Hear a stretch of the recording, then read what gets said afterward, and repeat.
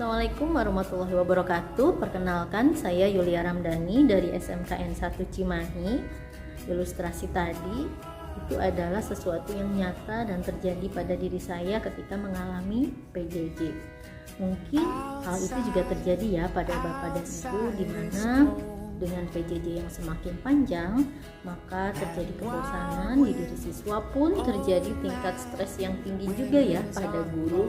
Sampai suatu ketika saya menemukan pelatihan guru berbagi pada seri Semangat Guru, di mana salah satu judulnya adalah kemampuan non teknis dalam adaptasi teknologi. Wah, menarik nih. Di mana sepertinya selain kemampuan teknis menguasai sebuah aplikasi dan lain sebagainya, kita juga perlu kemampuan-kemampuan non teknis sehingga dapat menunjang pembelajaran. Apa saja sih yang dipelajari? Ya, saya sambil membuka catatan apa materi pelatihan yang pertama saat itu, yaitu berkaitan dengan resiliensi. Resiliensi yang saya ingat adalah ketangguhan. Jadi ketangguhan adalah sebuah kemampuan sehingga bisa dilatih. Pernahkah Bapak Ibu merasa ketika kita menggunakan sebuah aplikasi teknologi dalam pembelajaran, terus kemudian kita merasa stres dan merasa sepertinya ini tidak berhasil, sepertinya ini banyak menu yang belum saya pelajari, dan sepertinya orang lain tuh kok bisa lebih canggih sedangkan saya masih seperti ini saja gitu ya.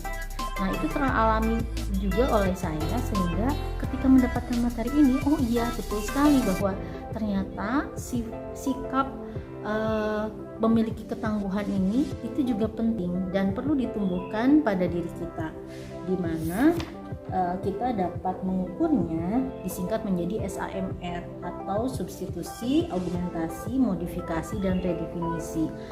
Pembelajaran saya sendiri ketika dievaluasi, oh ternyata saya masih substitusi, di mana ketika menggunakan aplikasi misalnya Google Meet, ternyata sama saja dengan ketika di kelas, yaitu ceramah seperti itu ya. Padahal kita bisa meningkatkan penggunaan Google Meet ini untuk proses pembelajaran yang berbeda, misalnya diskusi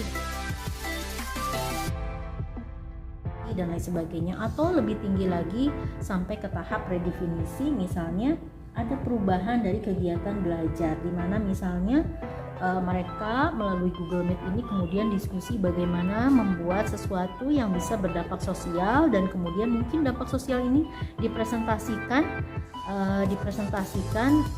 dengan sesama siswa, bahkan antar sekolah misalnya seperti itu. Ya, yang juga menjadi catatan penting bagi saya adalah bahwa terdapat dua kategori aplikasi. Jadi aplikasi yang pertama adalah aplikasi berkaitan dengan pembuatan konten, dan aplikasi yang kedua adalah aplikasi untuk interaksi dengan murid. Jadi mau tidak mau, kedua aplikasi ini harus dikuasai. Mungkin masih sangat sederhana ya Bapak Ibu dibandingkan apa yang sudah Bapak Ibu lakukan, tapi ingat bahwa setiap orang punya learning journey yang berbeda-beda. Itulah ketangguhan yang kita sedang tanamkan dalam diri kita, bahwa kita sedang berusaha untuk lebih baik. Materi yang kedua yang saya pelajari dari seri Semangat Guru adalah critical thinking. Jadi hal penting yang saya dapatkan dari materi ini adalah bahwa ketika kita mengambil sebuah keputusan, maka itu harus didasarkan oleh pikiran yang sadar. Kita harus memiliki rem dan filter, dan kemudian membuat proses pengambilan keputusan lebih tepat, bukan secara emosional.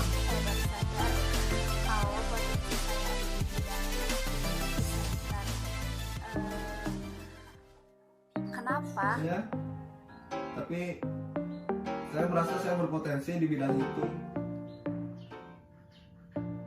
Setiap saat, setiap waktu, keringat basahi tubuh.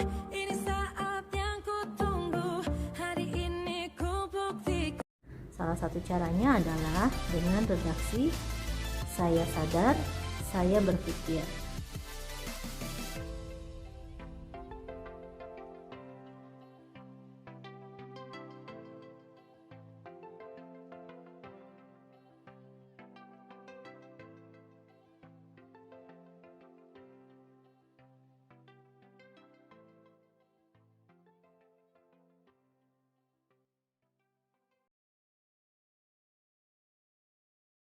Materi yang ketiga adalah tentang teknik penceritaan. Jadi, saya mendapatkan sebuah ilmu baru bahwa pembelajaran itu bisa dibuat seperti film. Memang tidak mudah sih ya untuk membuat pembelajaran menjadi seperti cerita film yang ada babak-babaknya, kemudian misalnya ada opening yang mengagetkan, kemudian juga misalnya ada konflik, terus kemudian ada penyelesaian, terus kemudian mungkin ada pengait-pengait yang membuat mereka tetap stay tune dalam pembelajaran kita, yaitu butuh latihan sih ya.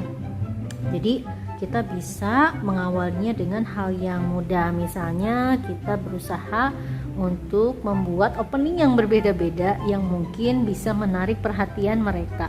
Misalnya tidak lagi dengan Assalamualaikum, apa kabar semuanya, tapi untuk menerangkan materi tertentu, misalnya tentang kostum pengisi acara TV. Kita menggunakan kostum yang aneh dengan kerudung yang juga misalnya warnanya tidak nyambung dengan pakaiannya, dan kemudian lihat baju ibu bagus enggak? Terus kemudian kan mereka jadi berpikir, kok si ibu aneh sih. Nah, dengan begitu itu menarik perhatian dan kemudian kita masuk ke dalam pembelajaran.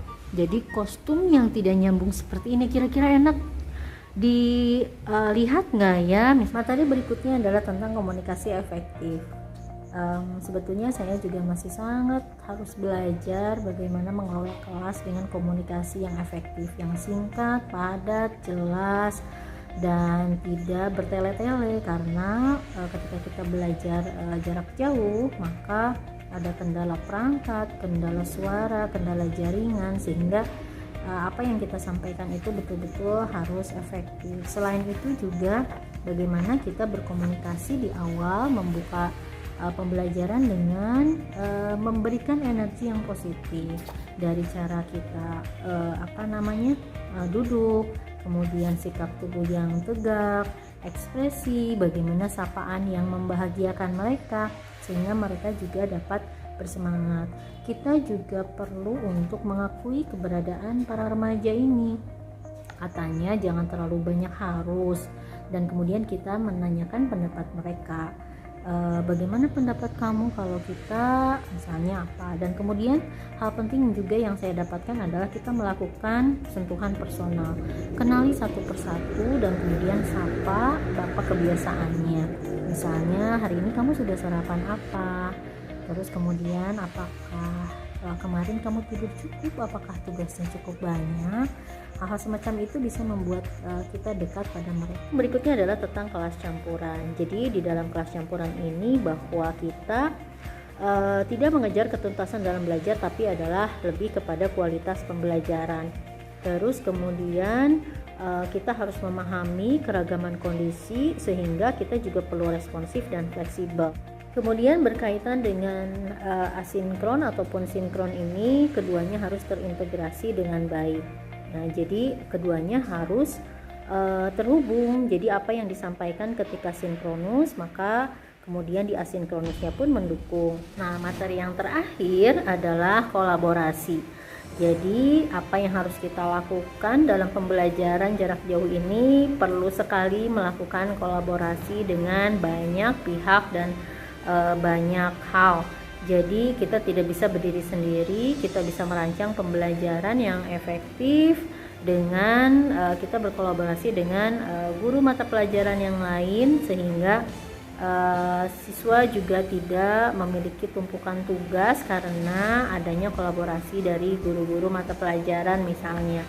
Terus kemudian juga kita juga perlu kolaborasi dalam hal ilmu yang sudah kita dapatkan, kita sampaikan salah satunya melalui pengimbasan seperti ini.